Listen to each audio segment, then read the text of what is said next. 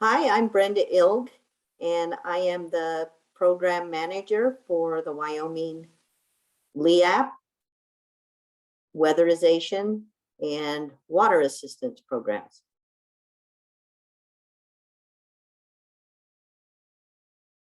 I would agree that it's a life-saving program. One of the programs that we fund through our LEAP program has to do with broken furnaces. So if we have a family that their furnace just conks out in the dead of winter, they can contact us at LEAP, and within 18 hours, we will address that. We may not necessarily replace that furnace or even get it repaired, but working in partnership with our weatherization assistance agencies, we will get safe temporary heat of some sort out to that family. And then we immediately, contact a licensed HVAC company and get them out to assess the furnace. And then we either get it replaced or repaired. So I know we save a lot of people from freezing to death in their homes in the winter.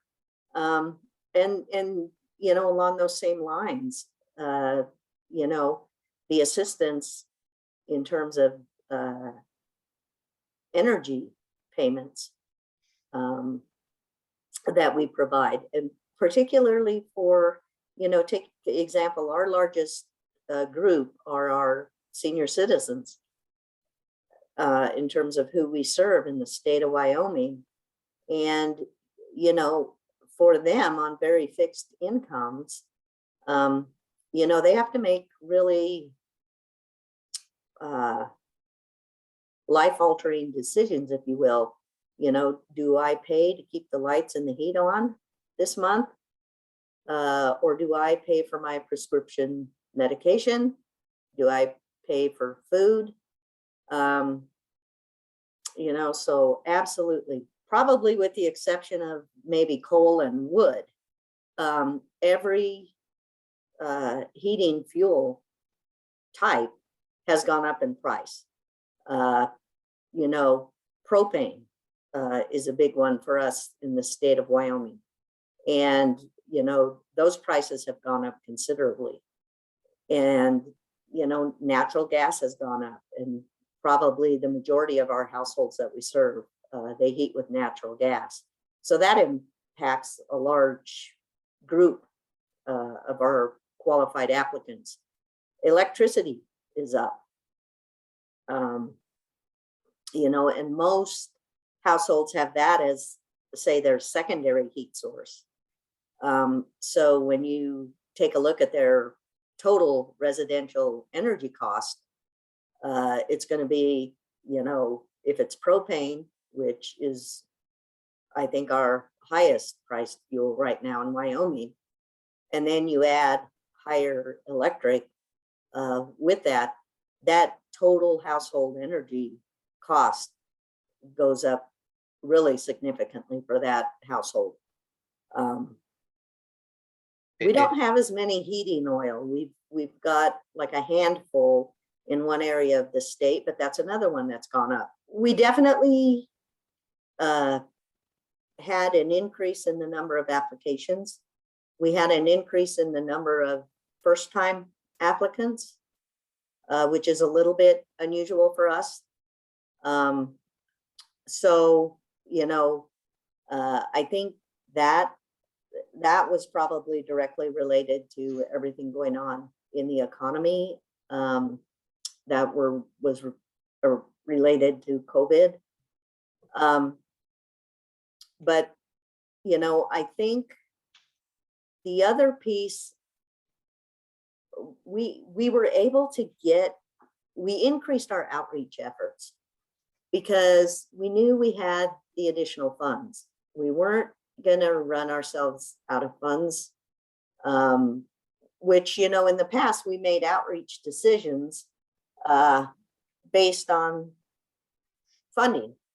So, you know, we didn't necessarily go full on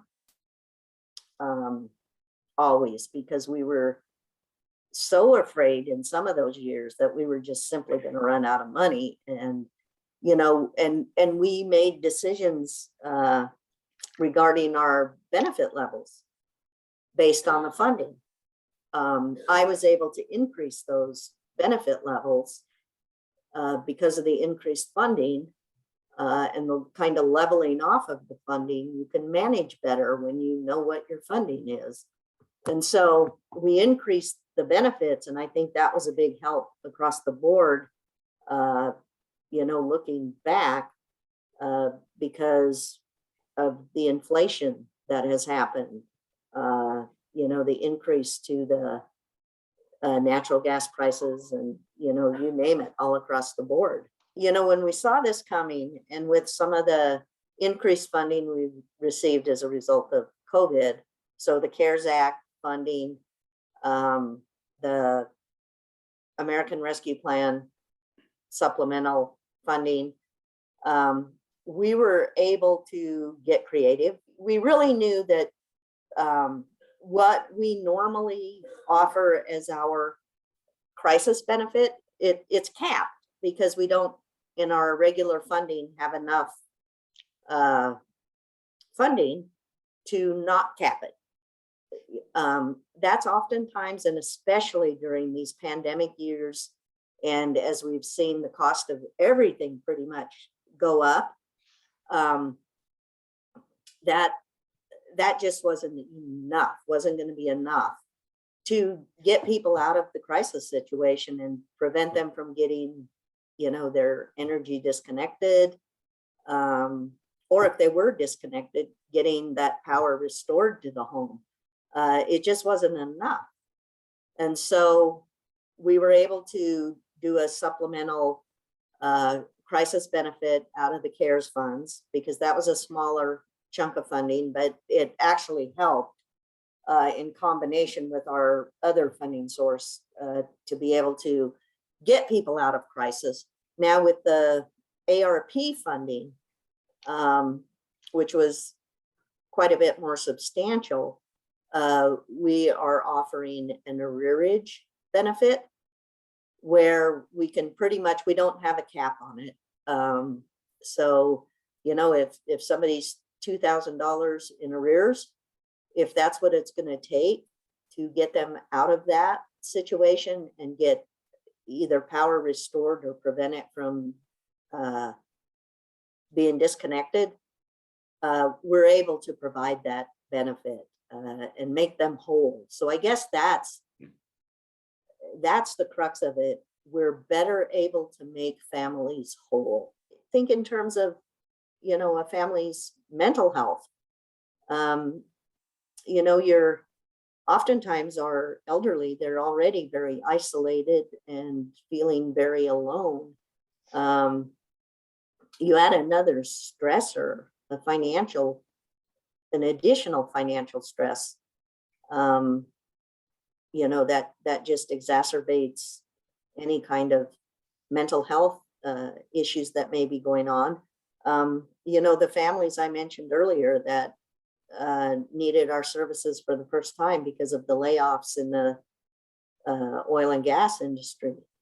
You know, they really were struggling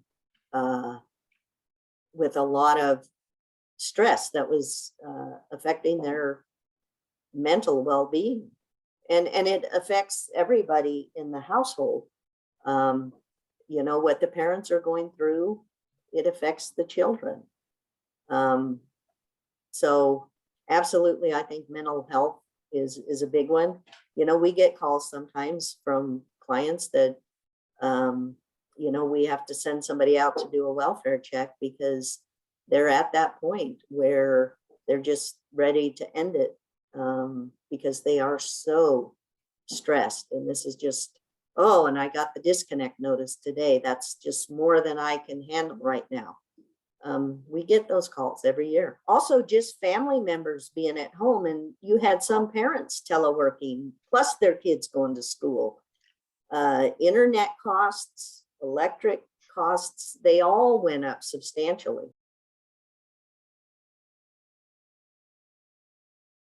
Yeah, we had in some areas of our state, they're employment is heavily tied to the mineral extraction industry.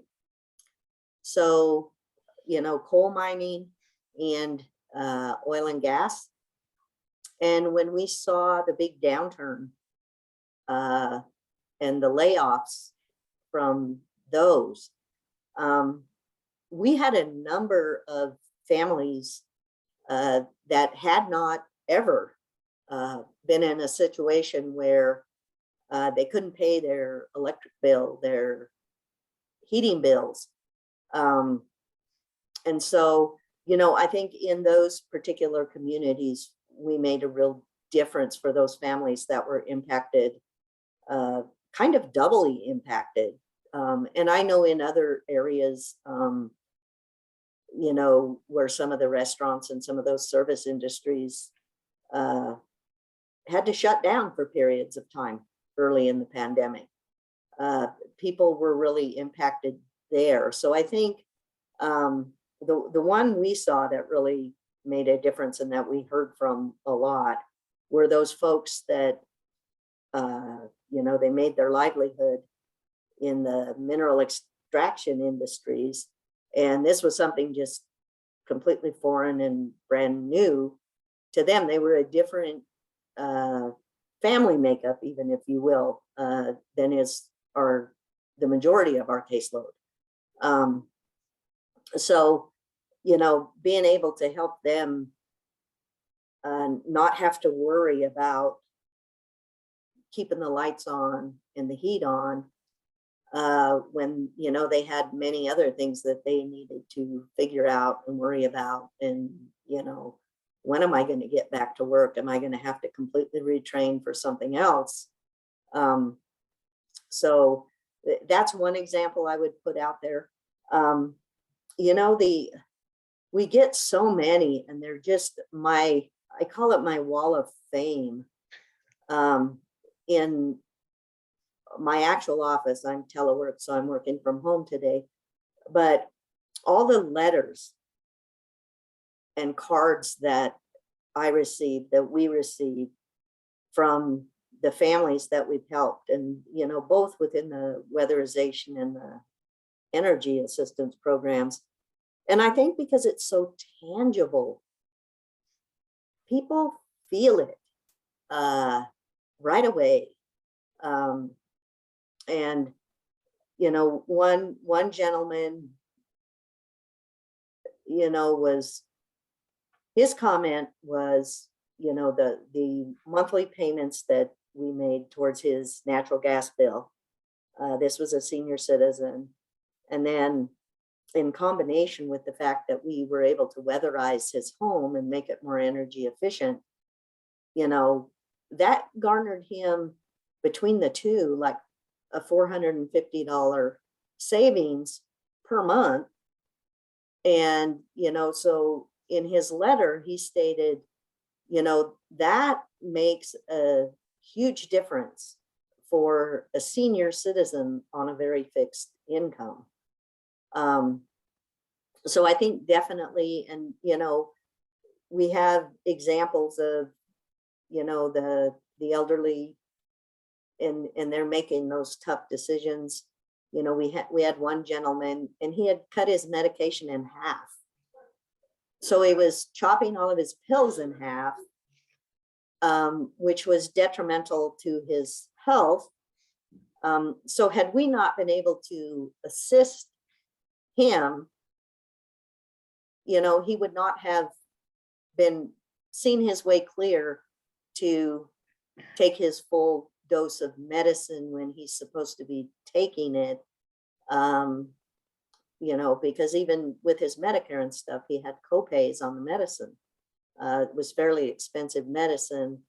And so, that one really sticks with me for this year. And, we get those kind of probably on a yearly basis, but this, and he was a veteran and, doing his best. And that was one area where he was trying to make it all, the resources stretch, if you will, was he just started cutting all his pills in half. It would last 2 months instead of 1 month. The rewarding aspects are just so much because every day you get up, you're going to help people, and in some instances in very dramatic ways.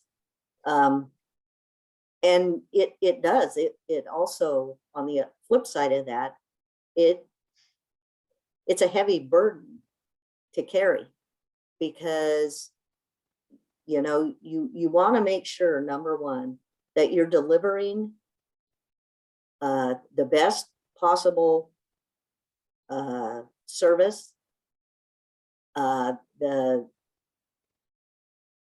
most benefit to those most in need, and that you're doing it in the most accessible, efficient manner possible.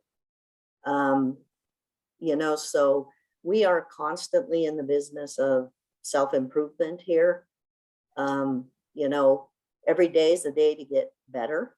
And if we don't use every day to, sort of assess everything and try and figure out, okay, what is something we could do better? And so every year we evaluate everything, every form, every application. We incorporate feedback that we get from those that we serve.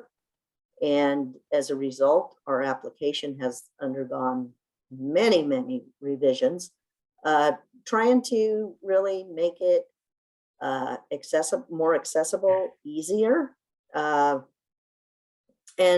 more user-friendly. We do have an online application feature, and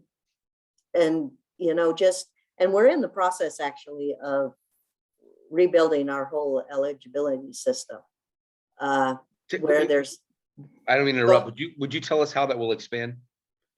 Yeah, we'll actually have a customer portal, so applicants will be able to log into that portal, register themselves. They can complete the whole application right there if they choose to. They don't have to. There'll still be the option to download a copy and fill it out and submit it another way. They can upload their supporting documents right there as well. But the other good thing is they can go in and monitor the status of their application. Once they've registered in the portal, they can go in and see in real time their application moving through the process. And so currently how we handle that is, once we receive an application, we automatically generate a letter out that tells them we got your application. And, you can anticipate X number of days at the maximum for us to process your application. And so we think that's going to be a huge help for our customers to be able to do that. We can put information that benefits them directly in that portal. We do a very centralized, streamlined intake process in Wyoming. We don't actually have a lot of people coming in. We have one contractor that does all of the application intake and application processing for us. And everything comes into that one central place. And there's only one type of application that a human hand ever has to touch, and that's if they mail it through the United States Postal Service. Then obviously you have to open it, you got to scan it to get it into our automated system. But everything else that comes, whether it's been scanned and then emailed to, we have a designated email box, or it's been faxed, and we use eFax that actually when it arrives to us, it's in the form, it looks more like an email. And they all feed into the application pipeline, and our system automatically will read certain things off of those documents. And so if they're in a crisis situation at the time of application, it's going to pick that up and it's going to send those applications down an expedited pathway. It's going to ferret out those that need to be handled within 18 hours. And those are going to go into the work queue of a particular processor or a couple of processors. And then the regular ones are going to be queued up in the order of receipt, those that are not in some sort of crisis situation. And then it sort of deals them out to our processors like off of a deck of cards to keep the workflow pretty even for everybody.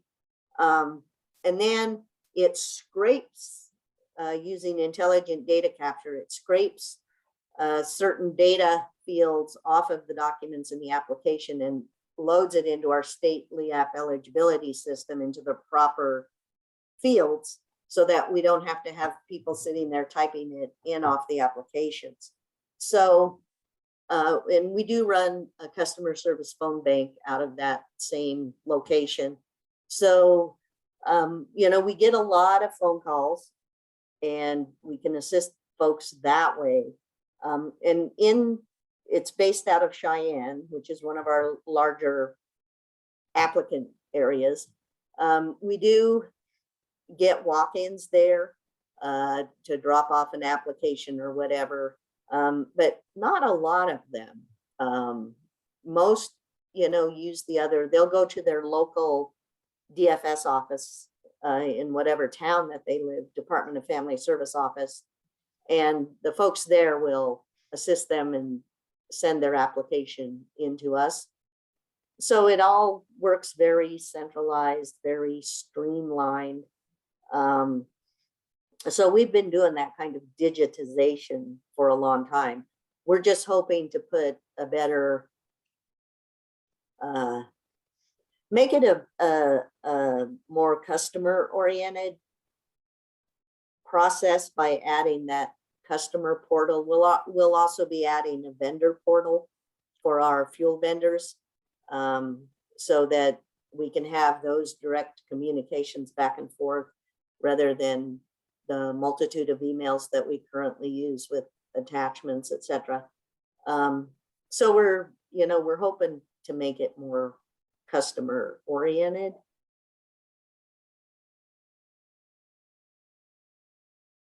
You know, it's a different thing because in my previous career, I was in the private sector contracting with the state of Wyoming, and we did the TANF, case management and employment workshops and all of that. So I was the state director for that program. And there the goal was you wanted to move people off.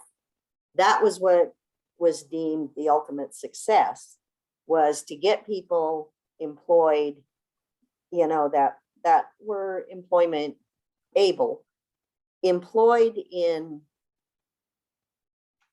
jobs that would pay them enough, give them the benefits that they needed so that they no longer needed TANF or SNAP, if you will. You know, it's a little bit different when you think about energy assistance and weatherization assistance, because the populations we serve are different in some respects. We serve a lot more elderly folks. And, you know, their situation doesn't change. So a lot of those, you know, I've been in this program enough now that I actually see customers of ours die because, you know, and they've been with us every year up until that point. So I don't think the goal there is to get them off. I look at it more as how do we contribute to their ability to live independently? And the same with our disabled folks. By being able to make sure that they've got safe, adequate heating, water, you know, lights in their home, you know, it assists them in so many other ways that I don't think we always capture. Health medical equipment that they have. Yes, medical, their overall health, independent living. You know, I'm sure we keep them out of the nursing home in some instances. And, you know, then when you look at the weatherization assistance program, and since I manage both of those and they're both administered through the State Department of Family Services, you know, we work very much in tandem. Because I think the programs just benefit each other. You know, they really are very good collaborative programs.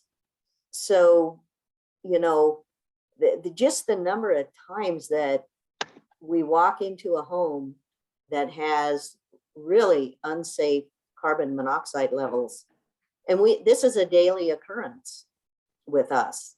That was one of the biggest surprises for me in this position. You know, I mean, you know, I always go back to the story of the woman that her birds kept dying. And she kept replacing them. It literally was the canary in the coal mine situation. And had that home not been so drafty, you know, she would have gone the way of the birds. In fact, she had to go into one of those hyperbolic chambers in Denver for a period of time because she had so much carbon monoxide in her system. You know, so, you know, it's amazing to me that there aren't other programs taking care of those kinds of things. But, you know, it's that one thing that people don't even think about. You don't smell it. You just, you know, you start getting the headaches and you think you're getting the flu or something of that nature until we walk in the door and test it and, you know, be able to address that. So there's just so many ways, different ways to assess the value and the success, I think, of the energy assistance. I just don't think you can underestimate it. You know, and for each population that we serve, it's different. You know, the kids are in school more because, you know, the heat is on adequately in their home and they're not sick as much. We weatherize the home and the asthma goes down.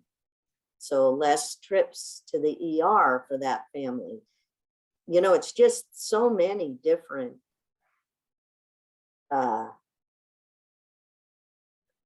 you know, it's so much more than the monetary benefit when you're talking about the energy assistance.